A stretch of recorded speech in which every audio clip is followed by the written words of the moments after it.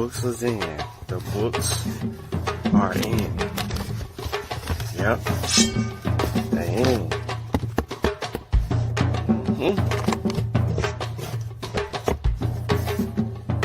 They're here.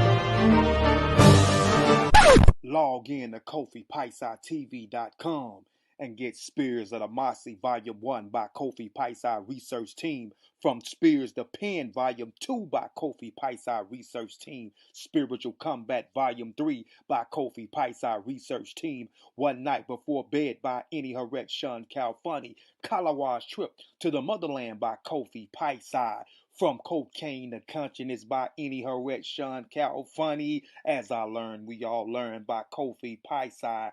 Also, if you want fresh merch, go to our online store, Family Connect Apparel, and get all the brands.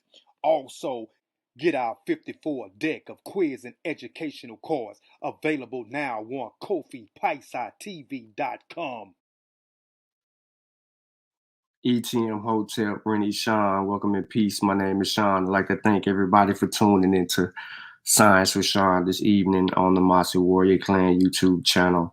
Please like the show, share the show, tell a friend, tell a friend. We are back at it again. As you can see in the title, we are projecting this one to be not too long, but the NOI, intellectual insurrection on the Black community. All right, we're going to get into anaphylaxis and a little bit more COVID news. So please like the show, share the show, tell a friend, tell a friend. I don't care if you NOI, whatever you are, share the show. Let's see what we can get into. First, let me go ahead and start off by saying peace to everybody that's currently in the chat. We got the chef in the building, Brother Chavis in the building, Gifted, Keenan Wright, Gary Hart. Peace to you all. Anybody that's listening and will catch the replay, peace to you too. Let's go ahead and get our show going while I know a few people are coming into the actual building. You seen some of this from the pseudo killer show that we did the other night. What up, Pure Black? What's good with you, bro? But we're gonna go back over it real quick. We're not gonna spend a lot of time with it, but there's a couple of points that we do want to make sure that we touch on, just to add to our collection of information regarding the NOI and COVID-19. All right. So again, if you're unfamiliar with this information, I'm gonna take it from the top. This is on the NOI, the Nation of Islam's website. Okay, this is public information. It's available to all people. We ain't blocked from it. We can view it and we can critique it. Now, I've already got one thumbs down, so I appreciate whoever thumbed down the video. Salute to you. I don't know how you thumb down the video. You ain't seen yet, but that's none of my business. I just appreciate your reaction. It says, warning, do not take the experimental COVID-19 vaccine. So from the beginning, this message comes from the Honorable Louis Farrakhan on July 4th of 2020. I'm gonna reiterate. I'm just gonna go back through it again, and then we can kind of deal with it on a case-by-case basis, just so everybody know what's kind of going on. If you missed the pseudo killers and you didn't catch this rip, so it says. The Honorable Minister Louis Farrakhan warns the Black community against taking the COVID-19 vaccine with the U.S. government's treacherous history of experimentation, medication, and vaccines. This publication provides information, facts, and history to why we should not take their vaccine, along with the guidance on how to protect yourself, family, and community. Now, this is for the Black community, okay? This is the Honorable Minister Louis Farrakhan warning the Black community. Okay. Now, he says in a speech on the 4th, don't let them vaccinate you. With their history of treachery through vaccines, through medications, are you listening? I say to the African presidents, do not take their medications. I say to those of us in America, we need to call a meeting of our skilled virologists, epidemiologists, students of biology and chemistry, and we need to look at not only what they give us, we need to give ourselves something better. That is what he said on the 4th. It's February, what's today, the 9th? He had plenty of time to come back behind this. Have you heard anything? But he is speaking to our brothers and sisters on the continent and abroad and everybody in the so-called Black community here in America. I'm going to skip over these first few bullet points because we all know it's a game being played right here, and it's playing on the emotions of people. And I'm going to go straight down to really what all of this is about. So in the first full bullet point, he says, the first COVID-19, not he, the website, the NOI. So this would be the entire Nation of Islam. The first COVID-19 vaccine to reach the market will be one completely unlike any other before. I agree. Developed by Pfizer and BioNTech is new mRNA technology. And then they emphasize, never before approved for use in humans in the United States. The M is for messenger. This vaccine does not have the coronavirus in it. True. Instead, it instructs your body to make the COVID-19 spike protein. Also true. Once injected, you create a threat to yourself and then go to war against the threat you created. False. This is deliberate manipulation of the very core of your biological makeup. False. This vaccine has a very real potential to alter who and what we are. False. So let's deal with the claims. I'm going to go ahead and go through one more, and then we'll go back and we'll rehearse the three. It says the next bullet point, this is unlike other vaccines, which contain either live or inactivated parts of the disease that trigger a response to build immunity. True. So what do we know about the mRNA vaccine? La, la, la, la, la.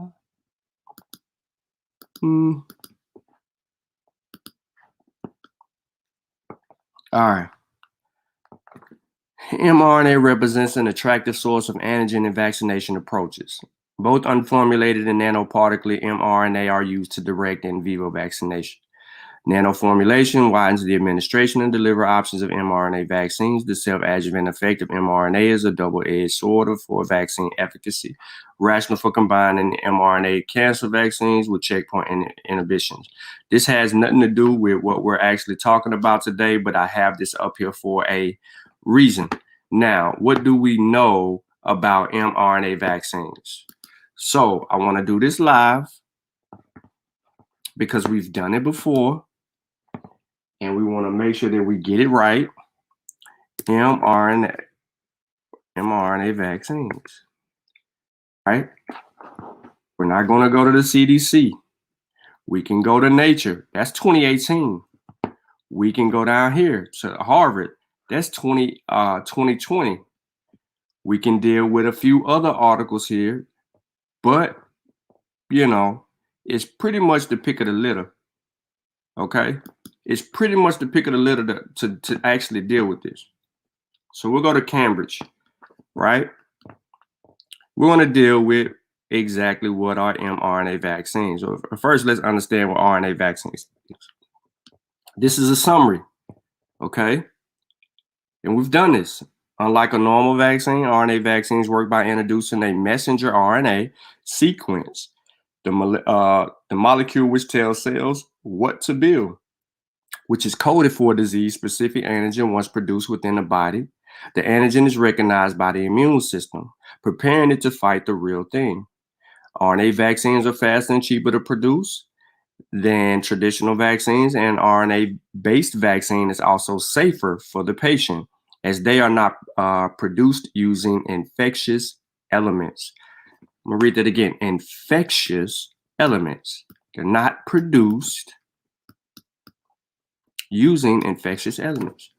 Production of RNA vaccines is laboratory-based, and the process could be standardized and scaled, allowing quick responses to larger outbreaks and epidemics. This is key. We're in the middle of a pandemic. We need the production. Most current research is into RNA vaccines for infectious disease and cancer, for which there are several early stage clinical trials. This is why I showed this article here, showing you that they already been working on RNA vaccines for cancer, but they also have one for Ebola, right? That's been in use. All right. Now, there's still a lot of work to be done on mRNA vaccines can become standard treatments. In the meantime, we need a better understanding of the potential side effects and more evidence for long-term efficacy. We all agree. So, what are RNA vaccines and how do they work? Excuse me. Conventional vaccines usually contain inactivated disease-causing organisms or proteins made by the pathogen or antigens, which work by mimicking the infectious agent. They stimulate the body's immune response, so it is primed to respond more rapidly and effectively if exposed to the infectious agent in the future. We'll come back. So let's scrap this one out. Never before approved, because we have evidence that they have used RNA vaccines before, and the research has been going on with RNA vaccines for over 30 years. If you need me to demonstrate that, I will demonstrate that to alleviate some people who are unaware that RNA vaccines have been researched for more than 30 years, okay? Decades, okay? Now, this vaccine does not have the coronavirus in it. That is true. Instead, it structures the COVID-19 spike. That is true. Once injected, you can, let's deal with this back part. Once injected, you create a threat to yourself and then go to war against the threat you created. This is deliberate manipulation of a very core of your biological makeup. This vaccine has real potential to alter who and what we are. All right. RNA vaccines use a different approach that takes advantage of the process that cells use to make proteins. Cells use DNA as a template to make messenger RNA. Messenger RNA molecules, which are then translated to build proteins. An RNA vaccine consists of an mRNA strand that codes for a disease-specific antigen. Once the mRNA strand in the vaccine is inside the body cell, the cells use the genetic information to produce the antigen. This antigen is then displayed on the cell surface, where it is recognized by the immune system. In layman terms, the messenger RNA is injected into the fatty part of your arm. Once it gets to the cell, okay, it has to be covered in fats, sugars, right? A little salt to protect it. It gets into your cell. When it gets into the cell, it doesn't go beyond the cell. It never gets into the DNA. In a matter of 4 days, it's dissolvable and gone away. The messenger tells your body how to create a defense system against the spike protein. All right. Now, so we know that there's a spike protein because we've seen it under a microscope and there's images of it all over social media and Google. The messenger is telling your body, we're going to create this spike protein, a non-violent spike protein, so that when we recognize it, it won't harm us. Meaning when we come into contact with it, we're going to lessen the severity of the threat. Meaning we're going to defend ourselves so it's not going to kill us or cause severe reaction. The messenger's job is to create the spike protein so that it doesn't kill you or cause a severe reaction to COVID-19 if it's introduced to your body. Don't believe me? Let's go. Remember, we're on point two. Point two says, once injected, you create a threat to yourself and then go to war against the threat you created. This is deliberate manipulation of the very core of your biological makeup. This vaccine has a very real potential to alter who and what we are. So we're dealing with the production side of the bullet point two. Now it says a major advantage of RNA vaccines is that RNA can be produced in a laboratory from a DNA template using readily available materials, less expensively and faster than conventional vaccine production, which can require the use of chicken eggs or other mammalian cells. However, we actually have the ingredients of the Pfizer and BioNTech's vaccines, and we know that there's only 3 standard ingredients outside the messenger. All right, and that's used to protect the messenger to get where it needs to go.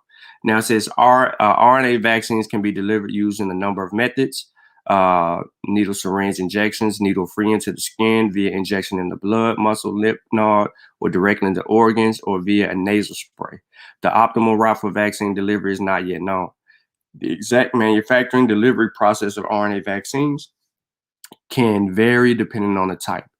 Okay, so the types of RNA vaccines: you have non-replicating mRNA vaccines. This is the simplest type of RNA vaccines. An mRNA strand is packaged and delivered to the body, where it is taken up by the body cells to make the antigens. 2, the vivo self-replicating mRNA. This is the pathogen mRNA strand is packaged in additional RNA strands that ensure it will be copied once the vaccine is inside the cell. This means that greater quantities of the antigen are made from a smaller amount of the vaccine, helping to assure a more robust immune response. In vitro dendritic cell non-replicating mRNA vaccines are immune cells that can represent antigens on their cell surface to others of the immune system to help stimulate an immune response. The cells extract from the patient's blood, transferred with the RNA vaccine, then given back to the patient to stimulate an immune response. Our focus is primarily on the messenger RNA, right? Here's the benefits. All right, safety, efficacy, production, period. Safety doesn't contain a dead virus or a weakened virus. Efficacy, the clinical trials have produced high efficacy rates, as much as 95% on the mRNA vaccine tip. Johnson & Johnson is showing 88% after 28 days, 72 after 14 days. Production, they're able to make it faster and get it out a lot quicker. The only knock on the messenger RNA vaccines is temperatures, and that's we got to keep them very cold.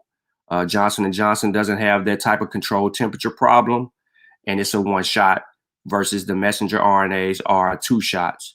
And right now with the South Africa variant, they're showing great efficacy against the South African variant, and AstraZeneca's showing issues against the South African variant, which is a problem. Okay, now let's move forward. COVID-19 vaccine may cause death and sterilization. All right, so we have Dr. Judy Mikovits. Everyone should know who she is. She is the person who did the pandemic video, which would later show her retracted work, right? And we showed this on pseudo killers, but she was fact checked. All right. The controversial virologist attacking Anthony Fauci in a viral conspiracy video. Okay. Just to hit on her points, she made some points, but none of these claims are true. Now, this isn't the standard fact-checking site. This is coming from a scientific journal.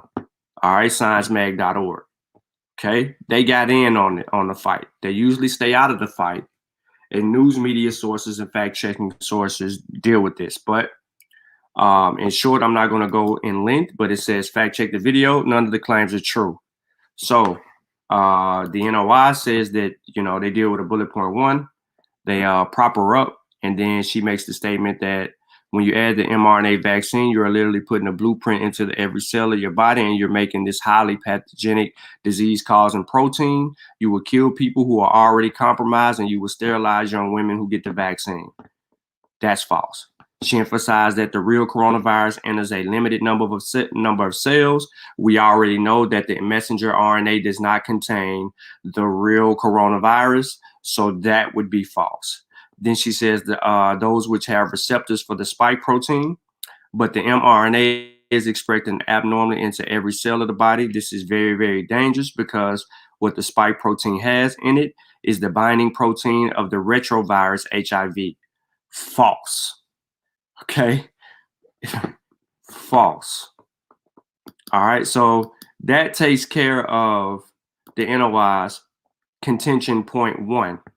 What is the COVID-19 vaccine? All right. Contention point two. Excuse me 1 second. I don't know why my work phone is ringing. All right. Now, says here, the COVID-19 vaccine is experimental and not safe. Do not take it. All right.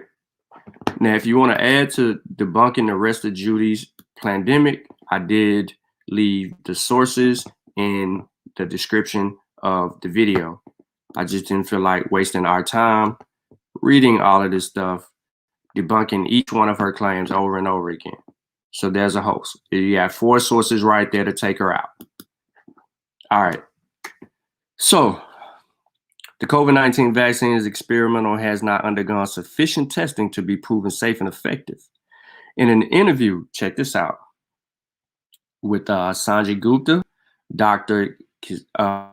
Corbett, the sister who created the Moderna vaccine, released coronavirus vaccine research, National Institute of Health. What can I say? It's emergency use authorization. It's still experimental. It's still an experimental phase. These emergency use authorizations are simply asking the FDA, with what we have right now, can this product be used in the most vulnerable of populations while we continue to gather data that would allow us to license it for everyone? Okay. It continues to say in this interview, Gupta states, I want to ask a little bit. Now, they're taking sound bites. I want to ask a little bit, and I would tell you that I've been channeling you when trying to describe how this vaccine works, because this is a big question. And I think a very reasonable question, because we're talking about sort of a first here for humans outside of clinical trial. Gupta continues. It is very interesting. I think people are sort of noticed that the context is not there. Going back in the 1700s, when you think about smallpox vaccine, that if you give the body a little of the virus, or you give it some deadened virus, a weakened virus, that you can hopefully achieve the same sort of immune response without making somebody sick. In this case, it sounds like you are turning the body into a vaccine making machine for both. It's generating, in the case of a portion of the virus, the antigen, and then it's generating an antibody response. So let's go get the proper context of the conversation that Sanjay, Dr. Gupta and Dr. Corbett had in the interview. All right. Now, remember, this sister's 34-year-old. She's 34, an immunologist. Let's go.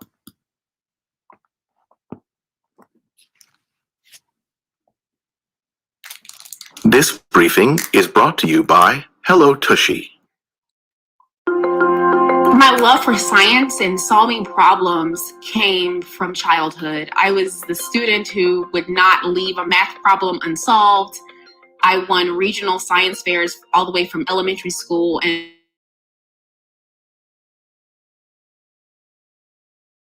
essentially, I like to think of it as like my purpose in life. That's Kismikia Corbett. She likes to go by Kizzy. She's the lead scientist for coronavirus vaccine research at the National Institutes of Health. It became clear to me that for every single thing that I've read in a textbook about science, someone had to discover that. And I wanted to be one of those people.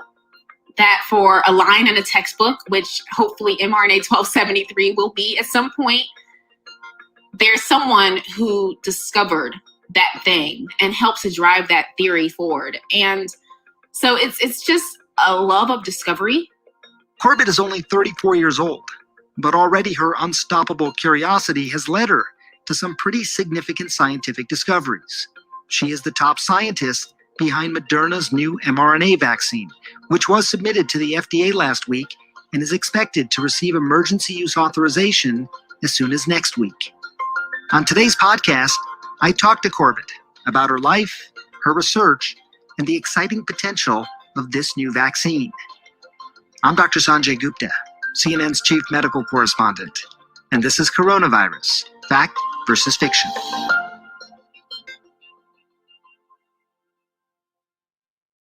My next guest is the lead researcher into trying to develop a coronavirus vaccine at the National Institute of Health. Joining me now is Kizzmekia Corbett. Back with us also is Dr. Sanjay Gupta, who I know is going to be asking you questions as well, Doctor. Anderson Cooper and I spoke to Corbett back in April. That's when the pandemic was still relatively new in the United States, and a vaccine seemed like a far-off dream. I know, I'm sure you get this question from anybody you meet who finds out what you do. Any idea when a vaccine, assuming that this vaccine works, when it might be available for use? Yeah, so, we are targeting fall for the emergency use. So that would be, for healthcare workers and people who might be in constant contact and risk of being exposed over and over. And then for the general population, our target goal is for next spring. And that is if all things go well and if these phase 1, phase 2, and phase 3 clinical trials work simultaneously for the good, our plan is to have people vaccinated all over the world by next spring. I got to tell you, back in April, I was surprised by her confidence that we'd get a coronavirus vaccine this year. Keep in mind, it typically takes years to develop a vaccine. So I was curious why Corbett was so confident.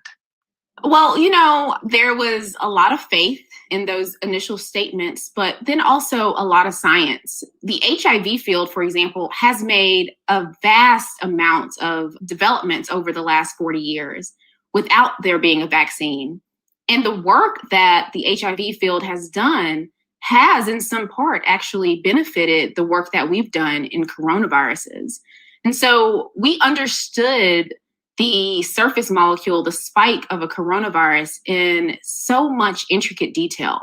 And we had such a good understanding of how to deliver that spike protein via mRNA that we were fairly confident that we would be very quick to getting to a phase 1, which we did. But then from there, that we would be able to, in a very consorted, multi-institutional way, whether it be from the side of the companies, for example, with Moderna, us at the National Institutes of Health, FDA, et cetera, work together to fuel this vaccine development trajectory really out of necessity and also science. I want to ask a little bit, and I will tell you that I've been channeling you when trying to describe how this vaccine works, because that is a big question, and I think a very, very reasonable question, because we're talking about sort of a first here for humans outside of a clinical trial.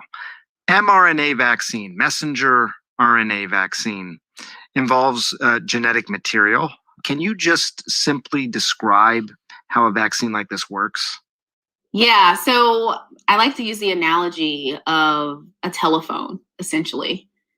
So imagine your cell being a telephone, and imagine the vaccine being a voice. And the mRNA is telling your cell to make a protein from the coronavirus, only the protein, the spike protein.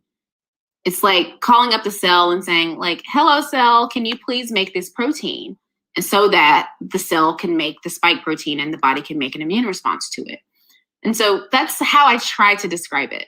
it's very interesting. I think people sort of generally know, like, going back to the late 1700s, when you think about smallpox vaccine, that if you give the body a little bit of the virus, or you give some deadened virus or weakened virus, that you can hopefully achieve the same sort of immune response without making somebody sick. In this case, it sounds like you're turning the body into a vaccine making machine for both. It's generating, in this case, a portion of the virus, the antigen, and then it's generating an antibody response to that. When people hear mRNA and they hear that this is a vaccine that involves genetic material, and that's immediately going to frighten some people. How do you reassure people? So what I try to do is I just try to explain to people that just by way of the way that these mRNAs are designed and the way that the cells are designed to even work with mRNA in general, that the message doesn't stay in your body forever. The message does not get integrated into your human DNA. And so while the immune response that you get is hopefully long lasting, the initial effects. All right. So hold on, because somebody asked me for the link. But this was also phase 1 question. Okay. Bullet point 2. She answers it herself. She's going through bullet point 2 right now. And she's even getting into the manipulation of your biological makeup. She's dealing with this bullet point again. Doesn't stay. People hear mRNA and they hear that this is a vaccine that involves genetic material, and that's immediately going to frighten some people. How do you reassure people? So what I try to do is I just try to explain to people that just by way of the way that these mRNAs are designed and the way that the cells are designed to even work with mRNA in general, that the message doesn't stay in your body forever. The message does not get integrated into your human DNA. And so while the immune response that you get is hopefully long lasting, the initial effects of what's being expressed by this mRNA in your body is very short-lived. So we're not, making you into superhuman machine or anything like that, but only simply for a very short period of time, telling the cells to please help me build an immune response against this virus. Again, she answers bullet point 2. Even after I did, she still did it. Once injected, you create a threat to yourself, go towards yourself, right? This is deliberate manipulation of the very core of your biological makeup. She dismissed all of that in that 30-second or 1 minute response. Okay? So I just wanted to bring that back to everybody's attention and then move on.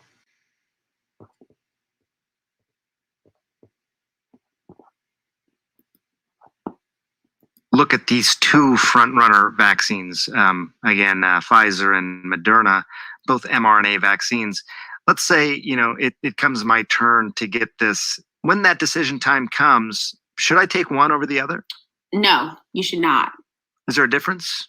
There is no real difference between the two vaccines. The vaccine schedule might be slightly different, but largely the protein that is being expressed and the platform that is being used, which is messenger RNA, is the same. I mean, the efficacy results are head and head and compare and are similar. And so, I get a lot of people who say to me, oh my God, like I want to take Moderna's vaccine. I'm only going to take Moderna's vaccine. And I truly appreciate the support. But that's a compliment to you. But if the FDA deems a vaccine safe and allows for licensure of a vaccine in the United States, you should be taking it if you have the opportunity to take it when it's your turn, whether it be Pfizer or Moderna or several other companies who may even likely have vaccines to deliver by next spring or the end of next year. I want people to really, really understand that from where you sit in a pandemic where this virus is running rampant and one person is dying every single minute in this country, you should not be vetting vaccines on the level of, should I take this one versus should I take that one? You should allow the FDA to do that. Obviously, in full discernment, you should totally be aware of the data, et cetera, but you should allow the FDA to do that. And you should say, if the FDA said that this is safe and they've reviewed this vaccine and with stringent measures, because all of them are reviewed by the same stringent measures, that I would take it. You know where some of this distrust is coming from. I mean, absolutely. And look, this is the same FDA that did emergency use authorize hydroxychloroquine, and there wasn't really good data to support that. And some have argued that that was actually a bad decision because people may have been harmed by using this medication when they were particularly ill with COVID-19. So that's where some of the distrust is coming from. Is that unreasonable? Yeah, I think distrust is never unreasonable. I think that it is on the onus of the institutions to be trustworthy. So I don't think that distrust is ever unreasonable when you are a citizen and you are concerned about your health, for sure. What I can say is that emergency use authorization is still experimental. It's still an experimental phase. These emergency use authorizations are simply asking the FDA, with what we have right now, can this product be used in the most vulnerable of populations while we continue to gather data that would allow us to license it for everyone? You look at the polling data right now in terms of people's willingness to get a vaccine. What would you say to those skeptics, those anti-vaxxers, or at least vaccine hesitant people? And what about the skeptics within the Black community specifically? It is most certainly an issue. And I wake up oftentimes on social media to, people who are vaccine hesitant with lots of questions and concerns. And I think that what I would say to people who are vaccine hesitant is that you've earned the right to ask the questions that you have around these vaccines and this vaccine development process. And this overarching mistrust of the medical institution in general is something that is being highlighted now because of the dire circumstances of which we're in. But it is not news to me because I'm Black and I have a Black family, and I am well read on the history of injustice when it comes to medicine in the Black community. And so one of the things that I've had to step out of this and say is that we're not going to be able to prove trustworthiness in this instance quickly, and that is okay. But what we do need to do is decide that we're going to take steps, and even beyond this pandemic, move in the direction to be more trustworthy. And the reason why I say we, and the reason why I say trustworthy, instead of using the terminology they or distrust, is because the first step is that as scientists and physicians and vaccine developers and et cetera, is to understand that the onus of this problem is not on them and their distrust. It is on us and our level of trustworthiness. And so trust, especially when it has been stripped from people, has to be rebuilt in a brick by brick fashion. And so what I say to people, firstly, is that I empathize. And then secondly, is that I'm going to do my part in laying those bricks.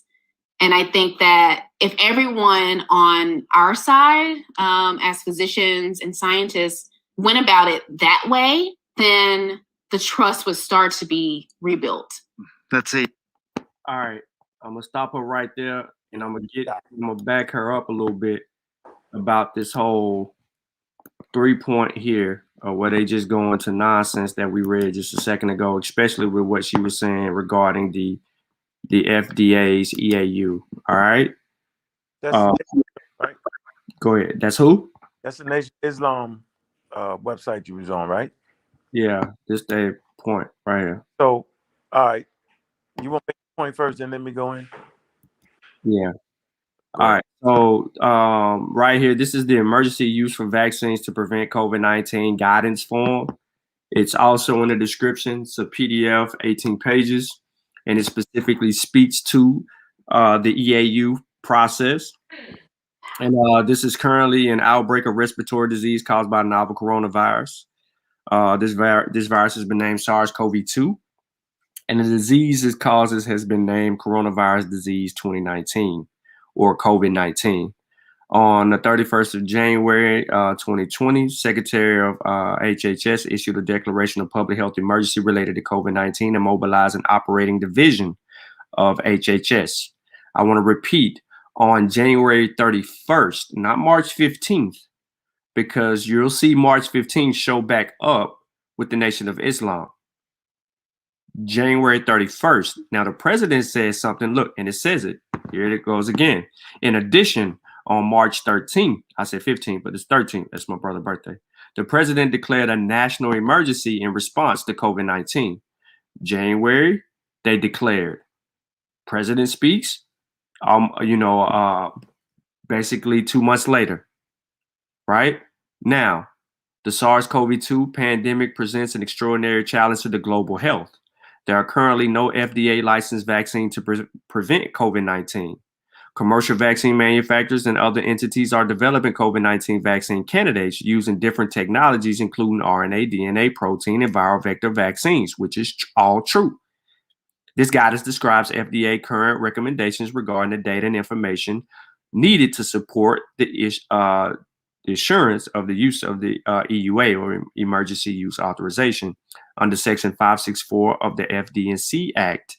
All right. Now, for an investigational vaccine to prevent COVID-19, including chemistry, manufacturing, and control information, CMC, non-clinical data and information, and clinical data and information, as well as administrative and regulatory information. In addition, the guidance provides recommendations regarding key information and data that should be submitted to a relevant investigational new drug application or cross-referenced master file prior to submission of an EAU. So basically what I just read to you was the steps that were needed in order to file for a EAU request in order to facilitate an FDA's complete and timely review of such a submission, including convening the Vaccines of Related Biological Products Advisory Committee. This guidance also discusses FDA's current thinking regarding the circumstances under which the issuance of an EAU for COVID-19 vaccine would be appropriate, providing additional context to the discussion regarding EAUs in the guidance for industry entitled Development and Licensure of Vaccine to Prevent COVID-19. That in itself is telling you we are currently, what she said and what translates to get to the EAU is the process that it took all year long to make the end of the year happen. So it started in animals. It started in mice. They used some primates. They saw some results, so they selected a small amount of human beings. The human beings wasn't taken to it. They made some adjustments to the mRNA vaccine, went back in it again, and then it allowed them to run concurrent trials with animals and humans simultaneously, which allowed them to get to the development phases to move from phase 1 to phase 2, which happened during the middle of the summer, to phase 3, which we ended the results at the end of the year when we started to get these companies, Moderna and Pfizer, filing for their emergency use authorization form at the end of the year based on critical data of of these phase 3 trials. So here we are. And then you have the Nation of Islam coming out with their misinterpretations of an interview and then trying to mislead you and then go from there. They're trying to make the argument that, this is not tested initially. These things are new, which is true. And, this is an experiment, which the experiment began in January when they began to clone the mice. And then they went from mice to primates, right? All in the process of a few months before the president said what he said in March. They were already on the ball when March came out and he said what he had to say. But I'm going to stop on the first 3 bullet points because the next ones we need to get to some additional information, and I'm going to let Aunt go because he want to build on his information. Go ahead, Aunt. Well, thank you for having me on Science with Shawn. Y'all appreciate that, man. No problem. It's one of the best shows, man, for the Black community. And I often make the statement, I made it on Facebook. It's not the scientist's responsibility to teach you about the mRNA vaccine. It's your community's responsibility. And so I'm glad, that you've taken up the responsibility. And I'm here to support you in that endeavor. So when I was listening, how you say to pronounce the sister's name? What's her name? Kamika Corbett. Miss Corbett. So Miss Corbett is actually looking at it from the standard European model, the way she sees it. We had the virologist on the show, and she said the same thing. Like they took responsibility, which they should, for mishandling of situations in the past. Okay, and she also said, well, I just have to be honest with it and keep it moving forward. But we know, based off of the website that you're on, who's really responsible for this anti-vax behavior. They've been doing it for the last, 90 years, 80 years or so? Yeah, They've been anti-vax from the beginning. Now, unbeknown to everybody, we now realize that they're the largest Black organization that promotes anti-vaccine rhetoric. And it's tied into their doctrine. So people will make the mistake and say, well, you're attacking them for their religion. Nope, y'all playing a game. We are attacking them for allowing their religion to get in the way of science. And when you allow your religion and your doctrine to cancel out science and cause anti-intellectualism and anti-science behavior and anti-vax jargon in the middle of a pandemic, you got to get dealt with.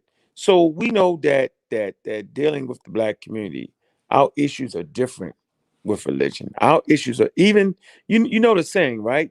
A cold for white people is the flu for Black people.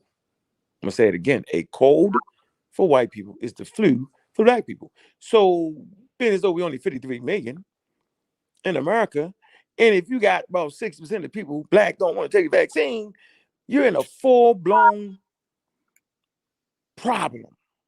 Whereas though if a certain percentage of the white community don't take it, they got about 200-something million. They all right. But us, our situation is different. So if people wasn't worried about what white people did in Tuskegee, how you say Tuskegee? Am I saying it right? Tuskegee. They wasn't worried about that until the pandemic came about. And then why did they start worrying about that? Nobody was caring about that because the Nation of Islam partnered with the largest white anti-vax community, which we debated in December of last year, right? 2019, right? They partnered with them. As a matter of fact, the question is, who brought the anti-vax community into the Black community? Like, how do we start getting this? Remember, everything was Black power all day, every day, based off of the marches, based off of us seeing police shootings, based off of us galvanizing our community around Blackness. Like Black Lives Matter, right? So at this juncture, nobody was willing to even listen to white people, nor did we trust white people at that point. We had everybody on one accord. We don't trust them. So when did we get comfortable with accepting a all-white movement? It was the Nation of Islam. that only cared about building a nation of Islam that actually brought these people in our community. They did the same with Scientology. Well, nobody can't think about no damn Scientology, bro. We wasn't caring about Scientology. We would do all kind of different religion, but we definitely wasn't doing Scientology. That was the rich man's religion, Scientology, bro. Where all the actors and stars spend all those millions to play this little game called Dianetics. Remember that? Yeah. So they got us again. They did it to us again. They introduced Dianetics into our community like that. The poor man version, right? Where the price is a little bit cheaper. Like we went through all that, you know what I'm saying, on the I'm a Raw Squad Blog Talk days, showing y'all all how it went down. Now they did it again. So that sister, she's not aware. She's been trained in academia and science, and she's looking at it from how the side of how Europeans look at it, right? They say, well, we did do these things in the past. We're going to change it, but we know that we wasn't even caring about a damn vaccine prior to the Nation of Islam, you know what I'm saying, which is one of the most trusted Black organizations in our community. And I say this because Lewis can bring close to 1 million people to Washington, D.C. anytime they want to rev up the goddamn engines. Who could do that? I can't do it. Who could do it? Who could do that? What leader in the Black community could do that? Lewis could do that. So they're like amongst the most trusted. They've been around a long time.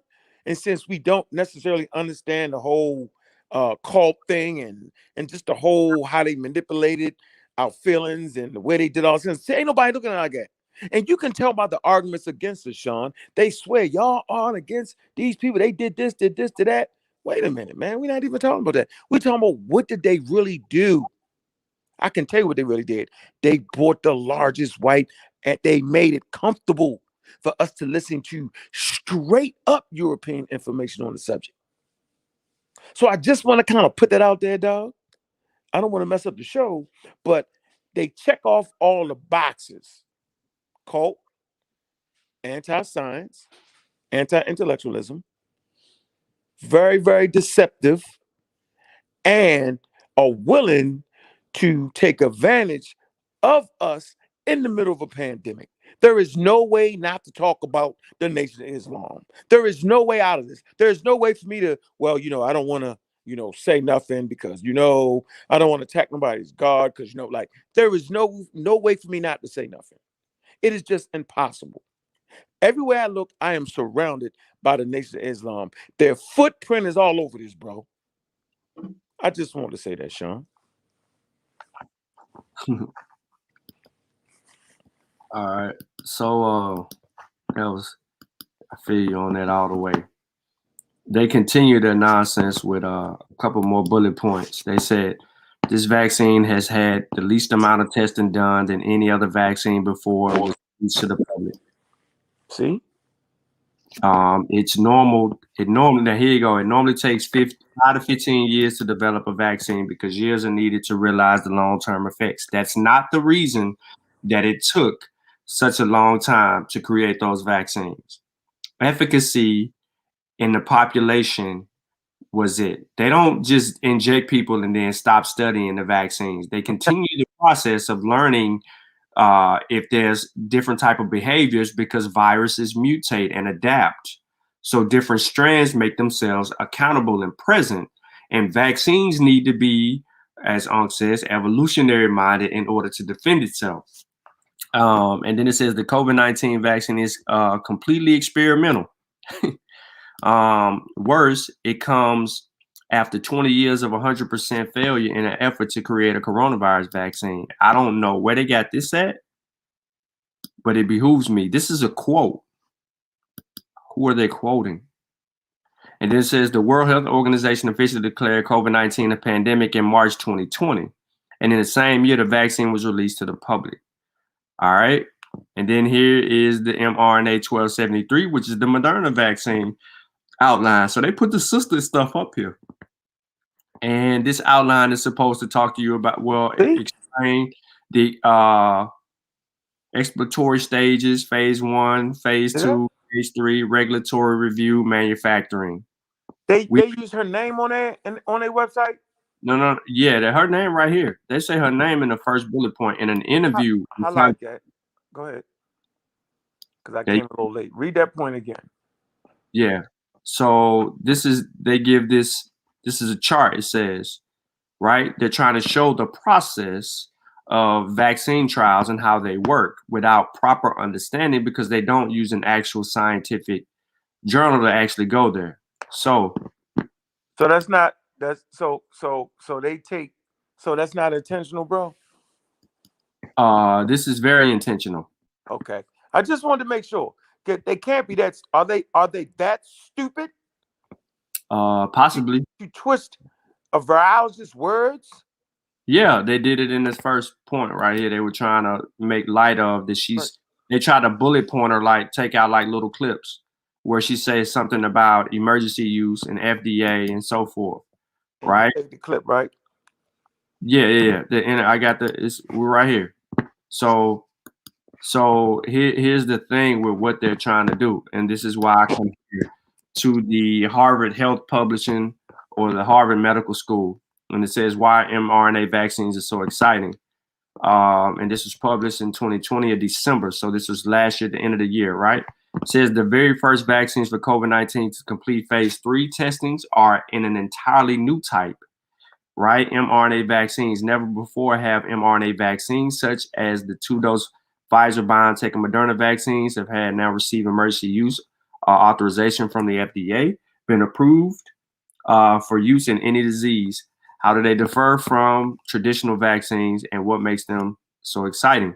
So he's excited, and he actually talks about this, right? Says the main goal of the vaccine for a particular infectious agent, such as the virus that causes COVID-19, is to teach the immune system what the virus looks like. Once educated, the immune system will vigorously attack the actual virus if it ever enters the body. Viruses contain, which is what a vaccine does right now.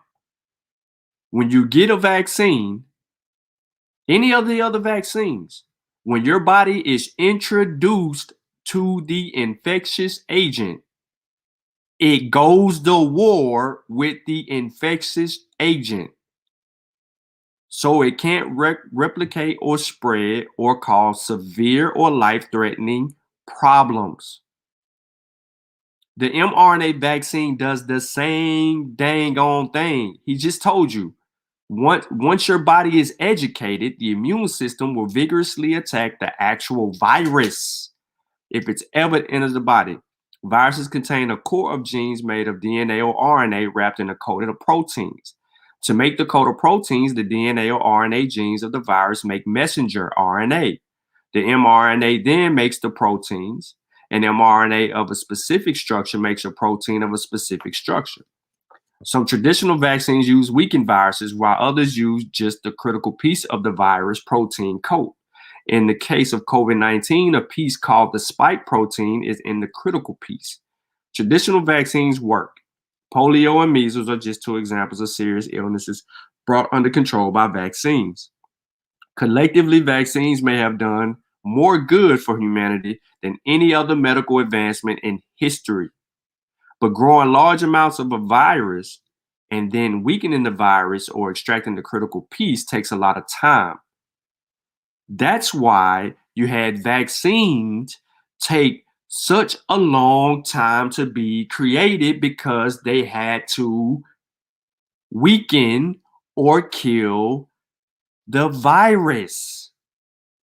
After they have weakened or killed the virus, they had to replicate the weakened or dead strand. And then you had to continue to do that over and over and over until you had enough of that to make a vaccine out of it to go in someone's arm. It took it too much time. He's telling you, he's openly admitting that the vaccines that work so well, it took him way too much time. And then he says the early steps toward the mRNA. Look what he says in the first line. And he deals with the NOI off the rip. About 30 years ago, a handful of scientists began exploring whether vaccines could be made more simply. What if you knew that exact structure of the mRNA that made the critical piece of the virus protein coat, such as the spike protein of the COVID-19 virus? It is relatively easy to make the mRNA in the laboratory in large amounts. What if you injected the mRNA into someone and the mRNA then traveled through the bloodstream to be gobbled up by the immune system cells, and then those cells started to make the spike protein? Would that educate the immune system? Overcoming obstacles in creating mRNA vaccines. While the concept seems simple, it required decades of work for mRNA vaccines to overcome a series of hurdles. Decades. So they've been working on it for decades. First, scientists learned how to modify mRNA so that it did not produce violent immune system reactions. Second, they learned how to encourage immune system cells to gobble up the mRNA as it passed by in the blood. Third, learn how to coax those cells to make large amounts of the critical piece of the protein. Finally, they learned how to enclose the mRNA inside microscopically small capsules to protect it from being destroyed by chemicals in our blood. Along the way, they also learned that compared to traditional vaccines, mRNA vaccines can actually generate a stronger type of immunity. They stimulate the immune system to make antibodies and immune system killer cells, a double strike at the virus. Then along came COVID-19. So 30 years of painstaking research allowed several group of scientists, including a group of Pfizer, working with a German company, BioNTech, and a young company in Massachusetts called Moderna, to bring mRNA technology to the threshold of actually working. 30 years of painstaking research finally got its opportunity to actually fight a pandemic. Run that back again, please, Shawn.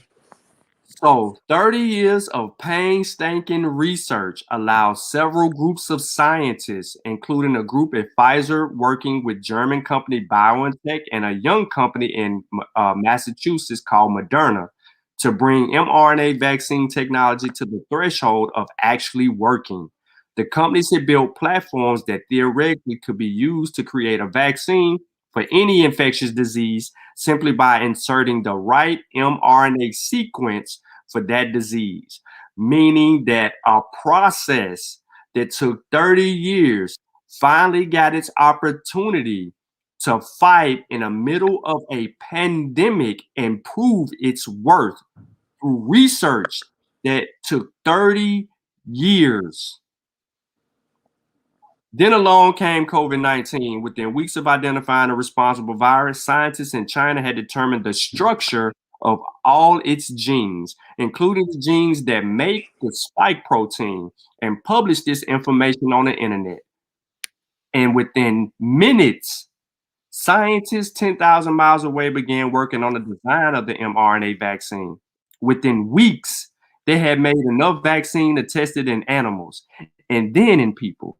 Just 11 months after discovery of the SARS-CoV-2 virus, regulators in the United Kingdom and the US confirmed that an mRNA vaccine for COVID-19 is effective and safely tolerated, paving the path to widespread immunization.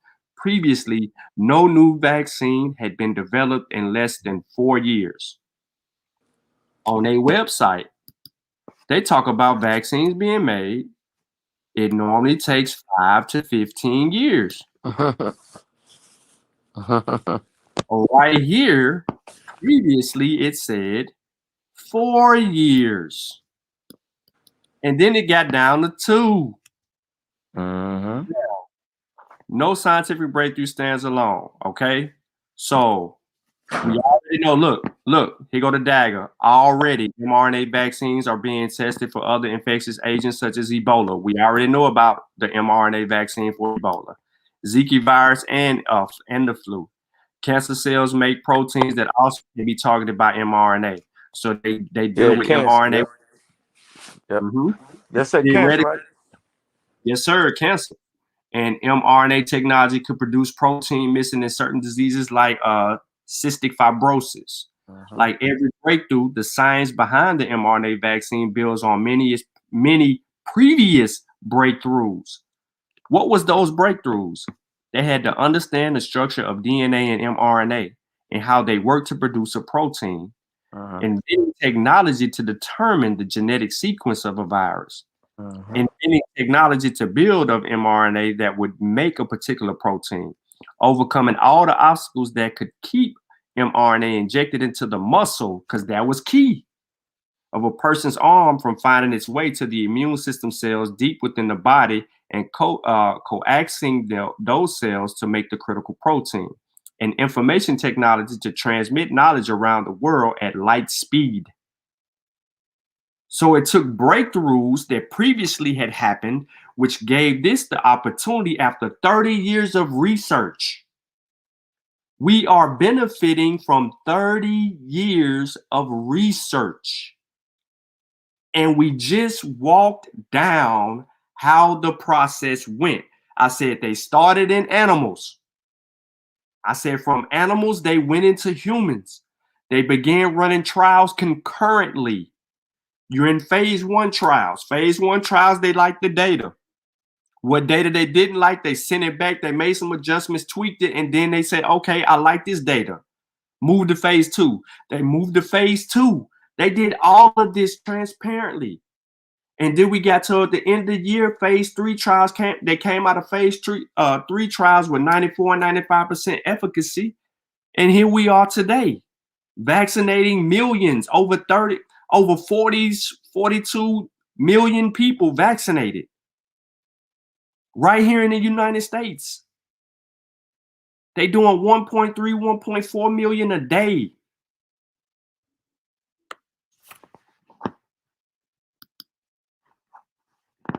This was another claim that they actually make on their website. We're going to get into that, but you got something you want to Yeah. It's on purpose, y'all. I don't care how much y'all love the Nation of Islam. They're purposely diving in the middle of technology that they don't understand. What other reason could it be besides them being a cult? You got people with a doctorate degree over there. Wesley has a doctorate, yo. He knows how to research, bro. The sister clearly said, let me translate what the sister said. She wanted to say, don't take the damn vaccine because a black person was a lead researcher on it. She wanted to say it that way, but she can't say that. So she did the politically correct thing. You should be looking at the data and how the vaccine actually works instead of taking a Moderna because I was on the lead research team. Okay? So it's clear, bro. Like, there is no way you're going to tell me that these people can't read what you just read. There is no way. There is no way, man. There is no way possible. That's bananas. It's very, very simple. Like the technology is not new. The coming together of the nano particles or the lipid nanoparticles coming with vaccines. That's the new idea. But you got two old ideas brought together. Understanding the coronavirus, like you said, right? And understand the delivery system. And then the delivery system actually makes the vaccine safer because it takes it right to the place where it needs, right in the cell with the daggone the fake message that makes the body start producing the fucking spike. It produces the thing and makes the body it thinks it's being attacked by that, you know what I mean, by that particular protein, and it builds antibodies. Like, dude, we ain't went to no damn college, yo. Come on, man. We just read and understand. Wait a minute, yo. In 1998, they had it. It was actually FDA approved in England, and then in 1999, it was approved for cancer drugs that using the nanotechnology. Dude, that don't. I mean, like, you can't sit up and just lie like that, man.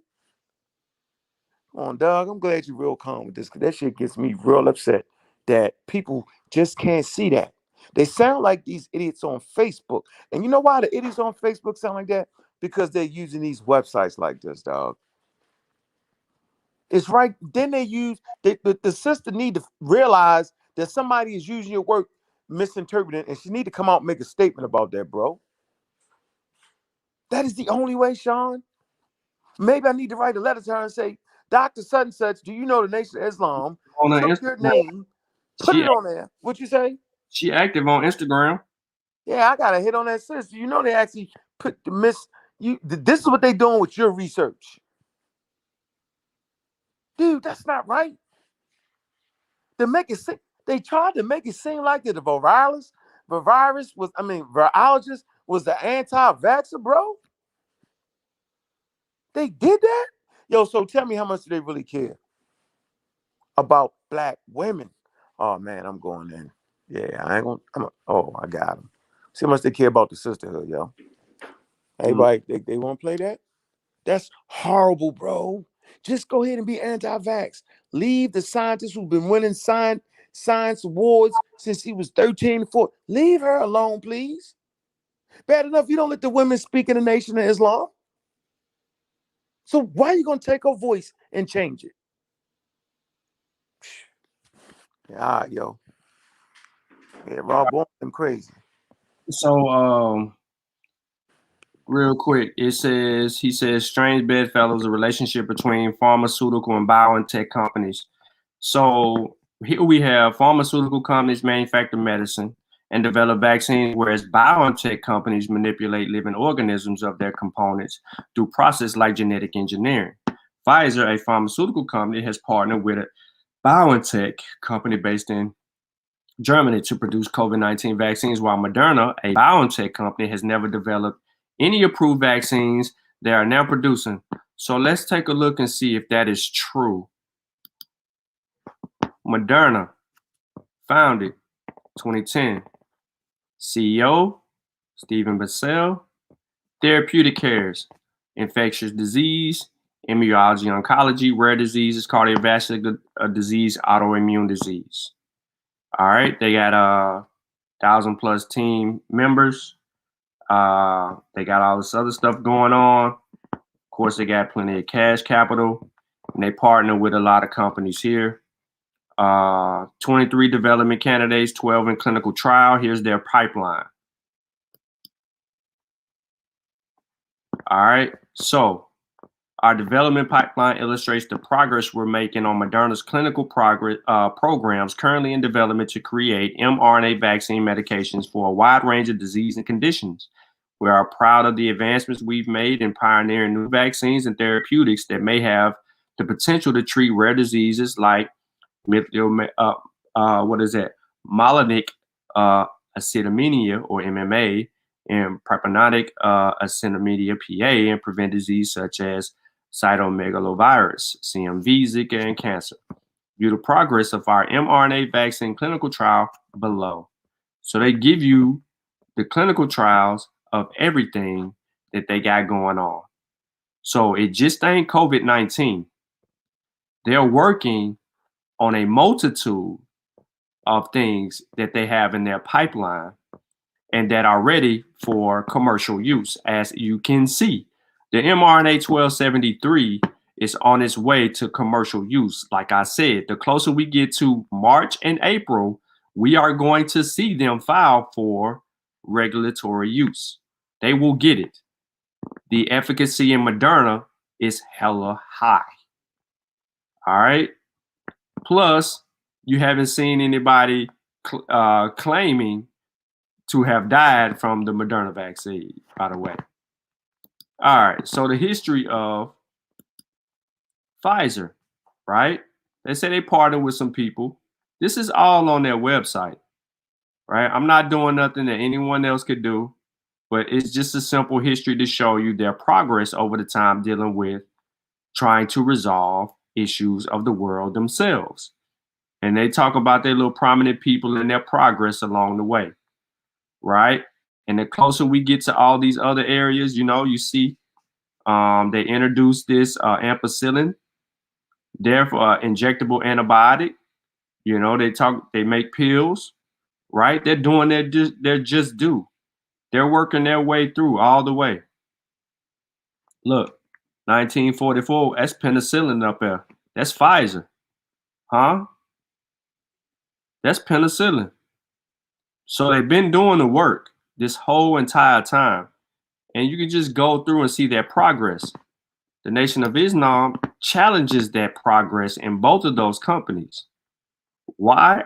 I don't know what they're trying to spin here, but it's just illegitimate.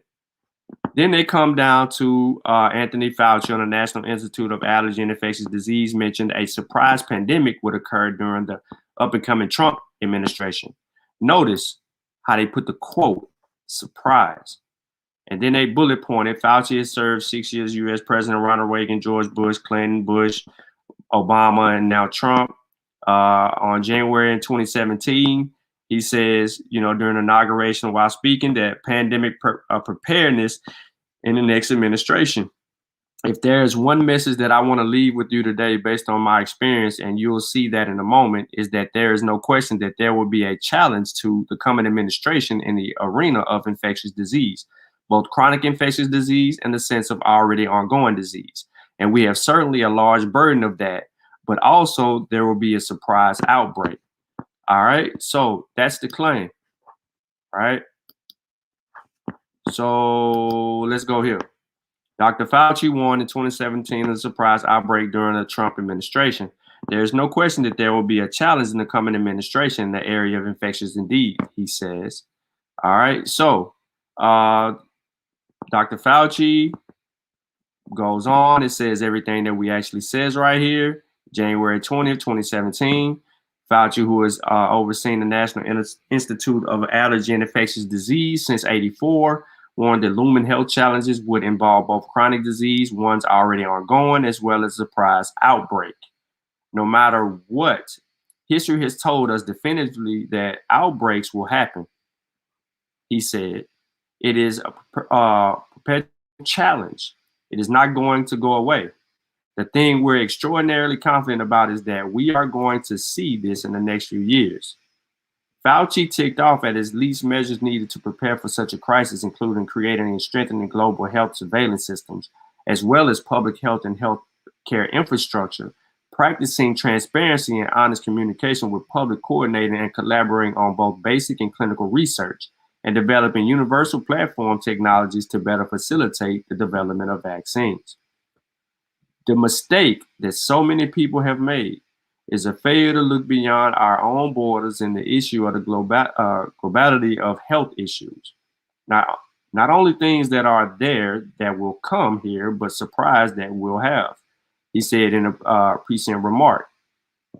Despite Fauci's early warning and calls for action, a report on Sunday analyzing Trump administration response to the coronavirus pandemic found that federal agencies waited until the middle of the last month to order the vital medical supplies and equipment to fight coronavirus. Despite warnings about the pandemic potential being made in January as the virus is spread across the country, reports persist of mass shortage of supplies in hospitals and medical centers. We basically wasted 2 months. Kathleen Sebelius, who served as the Health and Human Services Secretary during the Obama administration, told the Associated Press in the government response. All right. Now, Fauci also expressed his aspiration over the efforts to stem the tide of COVID-19 disease. Really, it was just a frustrating moment because he knew that Trump would ignore science. All the predecessors before Trump were pro-science. So the fact check is in. This will solve the NOI all the way. Now, did Fauci warn in 2017 that the Trump administration would face a surprising infectious disease outbreak? It's true. He warned it. He said it because he knew that Trump wouldn't handle things appropriately. They even cut the funding on research. That was one of the things that Trump took back when he came into office, is because he declined to continue research that had lasted through the Obama administration about infectious disease. But they can try to spend this for whatever they want to spend it for. They don't really give it clarity on the website. All right. Now, I think I stopped right here because people have already beat this COVID-19 and the US depopulation stuff up. But I did want to add to, did I want to throw this in the mix? Oh, yeah, I wanted to throw this in the mix just to kind of back up. Here she go again. Kismikia, right here, Corbett, right? The doctor, the immunologist. This is part of their works when they were dealing with what they needed to deal with early. This was published in July. However, this was them testing the mRNA vaccine against the SARS-CoV-2 in non-human primates. And this is the actual study, which is also there. So I'm not going to beat a dead horse on that, but this gives you everything that you need to know. They go to conclusion. Vaccination of non-human primates with mRNA 1273 induced robust SARS-CoV-2, neutralizing activity, rapid protection in the upper and lower airways, and no pathologic changes in the lung. So they were doing their research there and concluding studies there. Also, the NOI did touch on this one. In the next bullet point, they said you have no legal rights if you suffer injury or death from the vaccine. Oh man. Yeah. So You still on? yeah. Yo, is this the group that really loves black people, dog? Yeah. Is that their website that really love black people and care about them? Yeah. And really. Wow. Go ahead, brother. I'm sorry to interrupt you, yo. Just making sure that was the guys that love us the most. Just checking. Yeah. So, Nunu, I'll answer your question in just a second.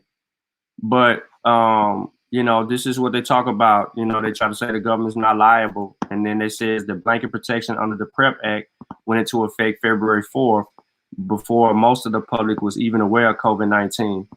So you have,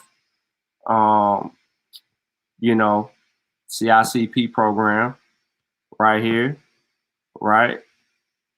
Okay. They had all of this going on, and I think they made a mistake here on their website. The blanket protection under the PrEP Act went into effect February 4th before most of the public was even aware of a COVID-19. This is not true because you had people already talking about it pre-February 4th because everybody knew at the end of December that China was in the midst of a pandemic, or, they was dealing with a virus that, you know what I'm saying, that was an issue. We knew, the world knew before February 4th. And then they bring out this other bullet point and say that when they declare, they bring to declare a pandemic on March 11th. See what I'm saying? That's the disingenuous right here in these 2 months, in this statement right here, what they trying to play on, trying to say, man, how you gonna have something ready? That's why you can't sue. However, we all know that we have this, and we all know that the countermeasure here deals specifically with your injuries, and there are stipulations to it. It is not like the NVICP, which is the one that people are used to, that just anybody can get it. No, they're not as rewarding as the NVICP. You got to show and prove demonstration.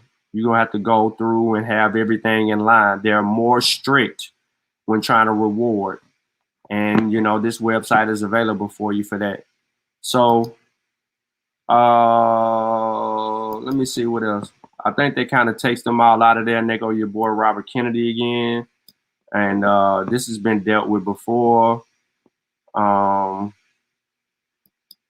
He thinks that they're forcing people to take vaccines and all this old stuff. And Uncton already argued with him. He asked him what was his solution, and he said that he would go get his kids sick, introduce measles to his kids. Just take it to him and put him in his kid's face. Before I move on, I do want to kind of look in the chat and deal with Lucia's question. She was saying, didn't Trump, well, he accelerated Operation Warp Speed. He gets credit for putting together Operation Warp Speed. They put together a plan to accelerate what needed to be accelerated, but scientists helped something like Warp Speed work. It wasn't just, Trump did this. Now, he will get credit under his administration for helping sign Operation Warp Speed into law. But, those are the things that he will award him with. But the scientists helped move it. If he was being more scientific in his administration, that's what would happen. Yeah, exactly. Yeah, well, you can say he threw our money at it. Yeah, that's a fact. So what I wanted to deal with was something real quick that people aren't familiar with, and that is anaphylaxis. So there's a couple articles that I dropped in. I got it under part 2 with anaphylaxis. And then I got something else I wanted to deal with regarding things. And while we got y'all attention, let me get into this article here. Common drugs that cause allergic reactions. Most people thinking that people are having these anaphylactic responses and to vaccines are acting like they're not common. Okay, so what I want to do today is I just want to briefly go over a few articles with you about anaphylactic allergic reactions and other medications and drug and stuff like that, so that you're aware of how common these reactions are among us. It's not just a vaccine causing an allergic reaction or anaphylactic reaction. And we hear that the anaphylactic reaction has spawned some or introduced some things that has potentially caused the transition of a couple of people, 3 specifically. So allergies to drugs aren't all that common. Only about 5% to 10% of adverse reactions to drugs are allergic, according to the American Academy of Allergy, Asthma, and Immunology. However, when allergic reactions to drugs happen, they can sometimes be sudden and severe. But before we delve into common drugs that lead to allergy, it's important to clarify that terminology used to describe the untoward effects of drugs. By nature, allergies are immunological, whereas adverse effects are predictable symptoms or signs related to the mechanisms of the drug. Furthermore, intolerance is defined as a low threshold to adverse reactions that don't involve the immune system. For example, if nausea, vomiting, or diarrhea are defined as adverse reactions, then a person with drug intolerance would be more likely than others to experience these symptoms. Now that we're copacetic with the with the terminology, let's look toward the allergy a little further. All right, so here go 5 common pharmacological culprits of allergy. Allergy defined. An allergy is an IgE mediated hypersensitivity in which the body overreacts and reacts to an allergen in a reproducible fashion. It can be elicited by structural similarity compounds, including medication. Allergies may or may not abate over the course of a lifetime. Now, immediate type 1 hypersensitivity reactions have rapid onset symptoms within 1 or 2 hours of exposure. All right. Now, delayed immune reactions with type 4 hypersensitivity can take several days. Manifesting include macular, papular, or morbilliform rash. Take note that such rashes can be due to drug itself or exacerbated by an infection. For instance, rash perceived to be caused by amoxicillin allergy could manifest due to concurrent infections with the Epstein-Barr virus or HIV. More serious delayed immune responses include septic meningitis, serum sickness, Steve Johnson syndrome. You have antibiotics. Now, the most common antibiotic that elicits an allergic reaction is penicillin. I'm not going to read all of that, but there it is. As detailed in the small case-control study published in the Journal of Allergy Clinical Immunology, researchers found a multivariable analysis that only family history of penicillin allergy remained contributory to penicillin allergy. Regarding more serious delayed or hypersensitivity reactions, cephalosporins, particular cephalocar or sulfonomids, y'all can correct me, can result in serum sicknesses. All right. Now, antibiotic allergy most commonly occurs in adults between 20 and 49. So I'm not going to get too much further into that. You got the NSAIDs, which is aspirins or non-steroidal anti-inflammatory drugs, including ibuprofen, naproxen, can lead to allergic reactions. Symptoms include hives, itching, swelling, nasal congestion, wheezing, shortness of breath, and feeling faint, passing out. Then you have the sulfur drugs. Although poorly defined, sulfur drug allergies is commonly reported. Between 3 to 6% patients report adverse reactions, but with only a small number that are immune mediated. And then you have the neuromuscular blocking agents, including atricicarum. Oh boy, this is a good one. Succinylcholine, yeah, I said it right. And vaccination, should pronounce it. Now, these are some, and then you have the monoclonal antibodies, such as Zextamab, Rextumab, and those are the foundation of a few other therapeutics and inflammatory diseases. And those are, there's a study again in the 2018 article regarding that. So there's a host of common drugs that cause allergic reactions. Okay. Let me get here. So to bag that up, I went to the American Academy of Allergy, Asthma, and Immunology to deal with medications and drug allergic reactions to help back that claim up, because you'll find something very interesting here when you have allergic reactions. Allergy symptoms are the result of a chain reaction that starts in the immune system. Your immune system controls how your body defends itself. For instance, if you have an allergic or particular medication, your immune system identifies that drug as an invader or allergen. Your immune system may react to medications in several ways. One type of immune reaction is due to production of antibodies called immunoglobulin, specific to a drug. These antibodies travel to the cell that release chemicals, triggering an immediate allergic reaction. This reaction causes symptoms in the nose, lung, throat, sinuses, ears, lining of the stomach, or on the skin, and usually occurs within minutes to a few hours of taking a drug. The most common immune response to a drug is due to expansion of T cells and the type of white cells that recognize the drug as foreign. The T cells orchestrate delayed immune responses that most often affect the skin, causing itches, rashes, occurs days or weeks after the drug. Now, skip the second part. I'm going to get directly into this.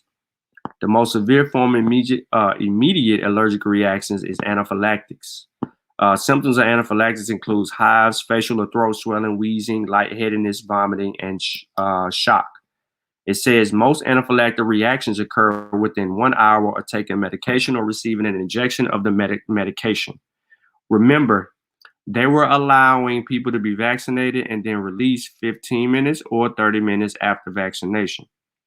In most cases, they are subject to 1 hour. Here is what this is saying. So maybe we need to extend the watch time after vaccination. Instead of it being 15 minutes or 30 minutes, we need to expand it to 30 minutes for those who have no history of anaphylactic response, and 1 hour to those who may, because I believe it could have been shortly after an hour that the sister, the transition, it was about an hour or so right after, and then I think the other one was also around that time, maybe 2. However, I'm just saying we need to increase the watch for that before we release them.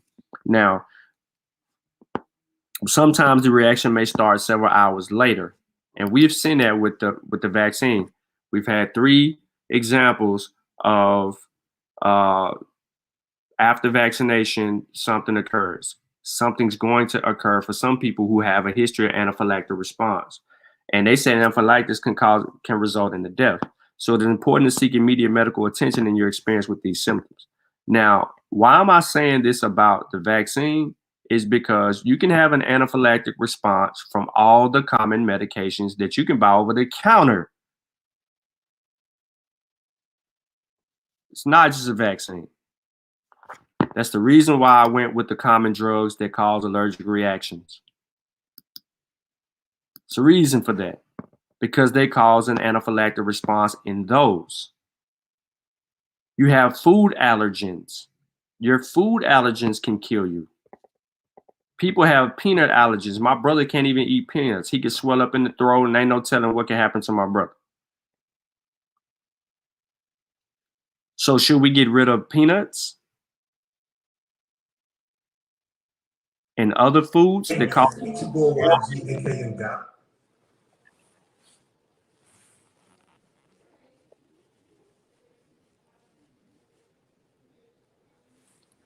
Yo. Yeah, what up? Yeah, get rid of them peanuts, yo. Matter of fact, Sue Kroger, they got peanuts.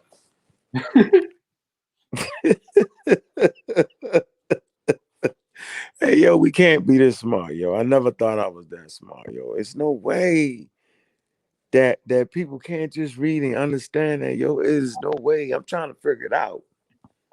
Just trying to figure this out, man. Like the shit you spitting is so simple. Allergies. This is what this is. This is what causes this. Just because you have people have peanut allergies don't mean that peanuts themselves are dangerous. Correct. You know what I'm saying? Like, cut it the mother flowers out. And they using that? Yeah, man. That's I don't know, man. Maybe we read this shit all the time. I don't know. I don't know, bro. I don't know, man. But go ahead, Shawn. Go ahead. So in the chat, I left y'all a link for a PDF that deals with anaphylactic campaign. This is to help you with drug allergies, and it deals with the facts. And it tells you what is a drug allergy, and it properly defines it as such. There's more than one type of drug allergy, but the fact sheet focuses primarily on those rapidly occurring allergic reactions that causes urticaria, or also known as hives or needle rash, right? And going on and moving there after a few hours of vaccination or taking the medication. So the whole emphasis is to help us become more familiar with anaphylactic responses, right? Supporting people at risk of severe allergies.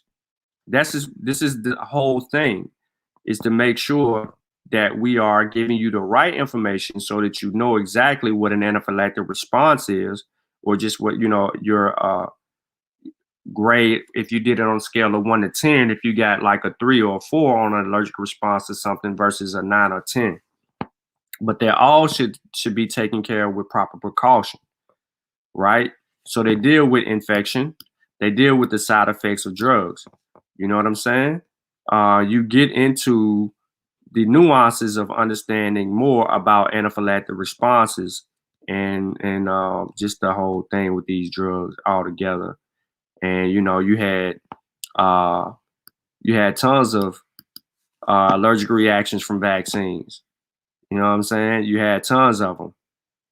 People were was allergic to like eggs or whatnot, or all this other stuff.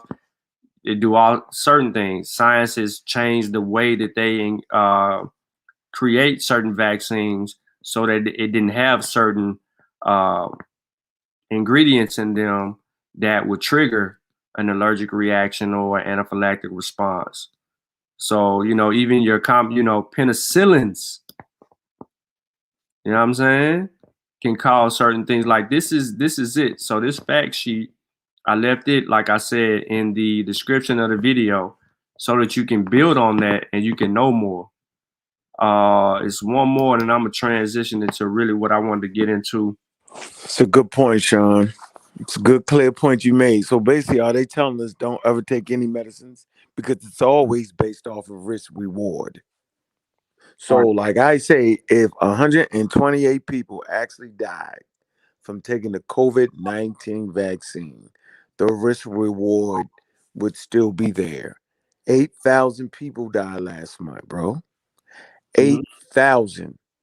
So out of 8,000 people that died without a vaccine, if you told me 128 people died in a month from a vaccine, then we be up, Mhm. all the way up. So think about your chances as a human being living. You stand a better chance of living in the middle of a pandemic with a vaccine. So if your thing is about living, then you would roll the dice on the thing that gives you the most chance to live. How is it that people can convince you otherwise that will actually make you fear the very thing that can stop the virus, Mhm. right? Than actually fearing the virus itself? It's something wrong, man. It's something wrong. It's just it's part of your education, and education goes with your social economic status. It depends on where exactly do you place education at. You know what I'm saying? It's a lot going on there. And then our ability to allow people to constantly pull on our heartstrings. We're in a very, very curious situation. We have a history in North America, slavery, Jim Crow. Oh, you know what I'm saying? The civil rights movement. Like, it's a problem. And people tug on that. And so they gather around and they play with our slavery, and they play with our what I want to say, the civil rights movements. They play with us wanting to fight, you know what I'm saying, against oppression. They stand on the outskirts of that and they use it against us. It's when you really sometimes, I know what, Shawn, I actually think that we're too close to the situation, because when you stand back off the situation, you can see it. You can see what certain groups was doing to us. So if you promote anti-science, right? What are you really doing to this community? So let's take a nation of Islam ran, let's say they really reached being a nation and decided to leave and go to Africa. See, this is how you test this out on some very, very, very common sense stuff. So if the nation of Islam left and had 300,000 acres of land, what could they do with it? Anti-science, don't trust the white people. They would have to reinvent everything. It just wouldn't happen. The disease would ravage them. No white man, there's no white man. They'd be stuck in grass huts some damn where. Not making fun of grass huts, but I'm saying the grass huts, you know what I'm saying, is at the, you know what I mean, like the front of building, like you know what I mean, like you don't build an Empire State Building. You know what I'm saying? You start with the building materials in your area. Mhm. You know what I'm saying? And you build, you know what I'm saying, like a hut. You start with that. Okay? That's so we be they actually were moving us back in time, dude. Like it's incredible. There are little things that we can look at and say, man, that's not making sense. That's just not making sense. Like, like the resources and tools we give people, like you you're not making this up, Shawn. You know what I'm saying? Like, you're not, bro. Like, you're saying, well, here's the material. You be the judge. Yeah, man. It's kind of heartbreaking, yo. It's heartbreaking. Like, I'm the police. I'm an official agent, dog. What's what's what's Aiden Maxwell Smart? I'm gonna start being Maxwell Smart. Fuck it. I'm Maxwell Smart. Y'all can call me Agent 98. Well, what was his number? Yo? Was it Agent 98? Man, I don't know who it was. Yo, you're agent. I'm an agent. I just want you to know that, dog. I just want you to know that because you're teaching scientific literacy, because you're going over the material. Ah, man. Yeah, bro. But yeah, we need this class, yo. I'm sitting here enjoying this class, bro, and I can't see why other people can't see it. Like, come on, man. How they took that lady? How they take that lady stuff like that, man, and do that, yo? Mm-hmm. They really took that lady. Yeah, it did. Go ahead, man. I know they ain't take that lady stuff, man. I'm gonna talk about that for an hour. Yeah, no, they did. They're trying to insinuate something else. Like, I guess what she was saying was life-threatening and wrong, or something like that. And that wasn't the case at all with this lady. She was properly educating people, and she's, you know what I'm saying? She earned her keep, and she did it in the time span where most people can't even fathom. She's only 34. So they was trying. No, they based off what you was reading, they was twisting what she was saying. Yeah, of course they always do that. No, you can't do that. Can't twist what that lady say, yo. It wasn't just her. It was Sanjay Gupta too. Huh? They did what? Sanjay Gupta. They took her too? Him. Yeah. He in Atlanta. Hey, man. Yeah, bro. That's crazy, man. Look, I'm going to get off him, man. This is crazy, man. How long you going? I'm about to end. I'm about to say, yo, you did enough. You did enough damage. And I like the way you just played, like the shit was clear, yo. Yeah, we gotta get the channel up, dog. Yeah, we had to do it the regular. I know what to do. Yeah, ain't tripping. They was trying to make me feel bad about banging on the Nation of Islam. Now you got me hyped again. They tripping. They took that black lady words like that, yo. They bugging. Not on my watch, dude. Yeah, gotta do it. Gotta get them. They took that black lady words on twisted, yo. On purpose. I don't appreciate that, yo. Nope, I don't appreciate that. But go ahead, Shawn.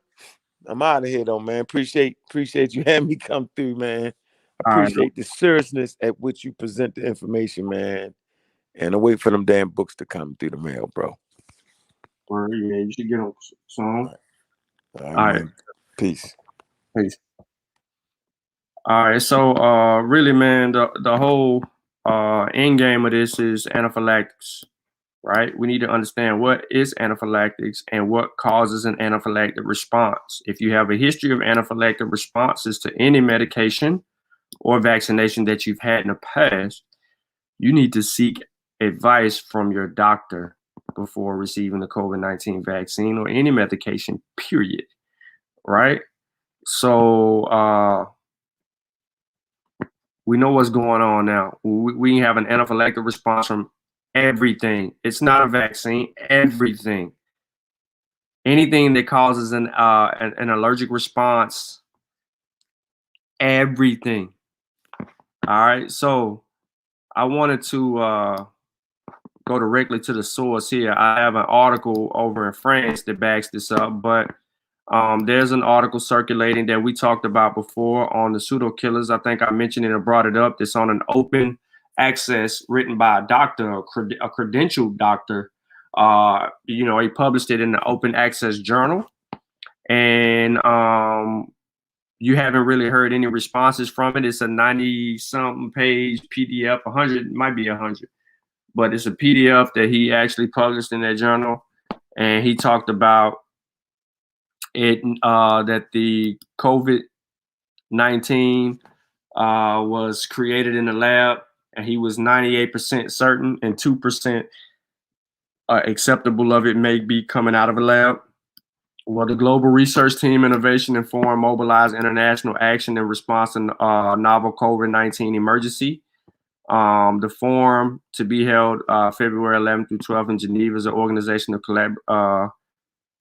global research collaboration for infectious disease preparedness and brings together key players, including leading scientists as well as public health agency ministers, ministries of health and research funders pursuing 2019 and COVID. They just said it backwards: critical research in the development of vaccines, therapeutics, diagnostics, and otherwise. You can download the draft agenda, but I actually did not do that. However, on the topic, boom.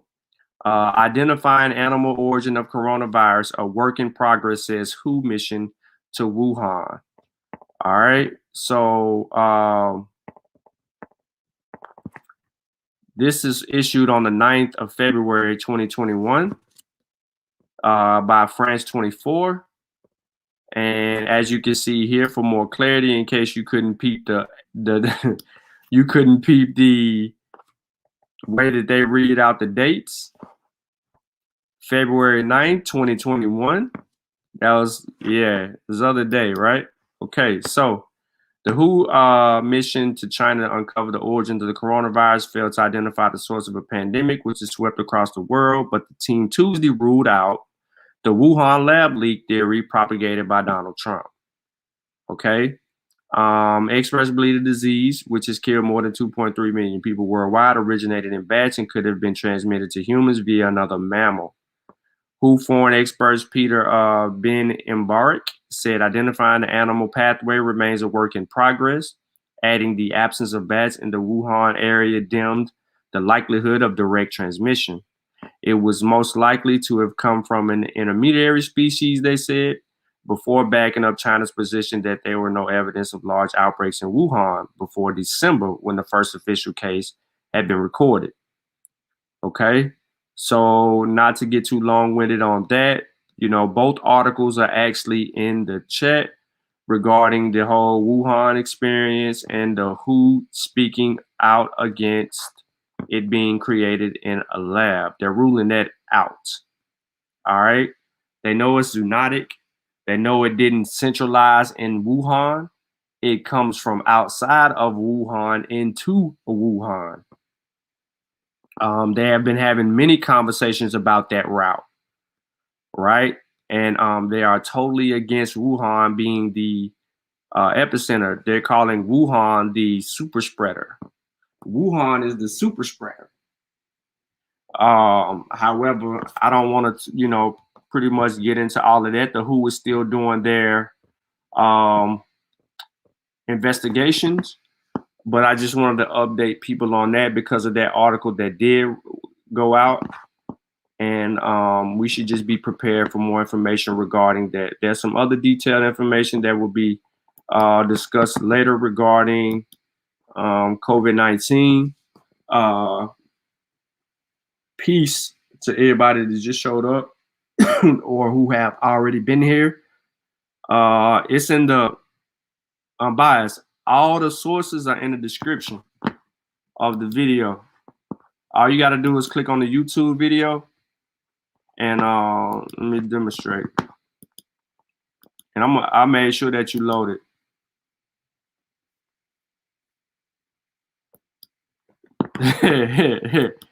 Yeah, the WHO came out immediately and started to throw, Monkey Wrench in that whole article that doctor wrote. They were totally against that altogether. So, all right, I'm on mute. All right, so I got you right there. I got you right here. I'm biased. Everything that we talked about today, I got right here. Just in the description of the video. So you can grab anything that you need to grab out of there, man. All the sources are always going to be in the description of the video. Also, you know, everything that we got going on, you kind of deal with it from that perspective. And that's how we rocking with that. So yeah, you got all of that right there in that video. I hope y'all got to catch Dr. Maat's naming ceremony. That was a big deal for Dr. Maat, and also our community as African Americans. We should be fully behind the support of what happened and what transpired. That was epic. That was groundbreaking. To see her go through the rituals and the traditions of the Cameroon. And also know that she returns home, I think, at the end of this week. And next week, we will be on Dr. Maad's show Friday night. We will be having a discussion with an herbalist. I will be having a discussion with an herbalist on her platform. So we want to make sure that next Friday that we support that conversation. There's 3 research questions that have been posed. I am prepared to, I am prepared to demonstrate for my side of the actual argument on Dr. Maat's channel. We're going to have that conversation, and it's going to be very educational. So, it's not going to be a debate. It's not that. I am prepared. I'm not going to tell you how prepared I am. I might be overly prepared, but I had to do certain things in case I needed to do certain things.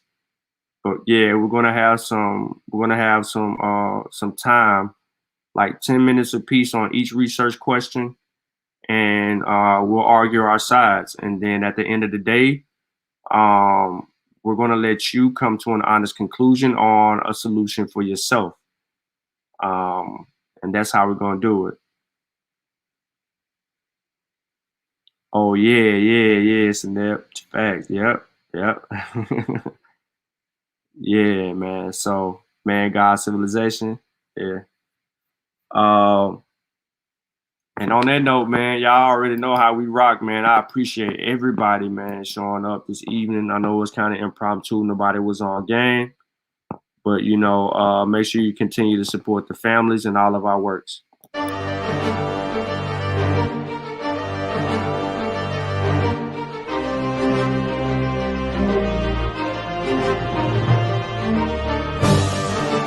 Log in to KofiPaisaTV.com and get Spears of the Mossy Volume 1 by Kofi Paisa Research Team, from Spears the Pen Volume 2 by Kofi Paisa Research Team, Spiritual Combat Volume 3 by Kofi Paisa Research Team, One Night Before Bed by Insurrection, Funny, Kalawa's Trip to the Motherland by Kofi Paisa, From Cocaine to Consciousness by Insurrection, Funny, As I Learned, We All Learn by Kofi Paisa. Also, if you want fresh merch, go to our online store, Family Connect Apparel, and get all the brands. Also, get our 54 deck of quiz and educational cards available now on KofiPaisaTV.com.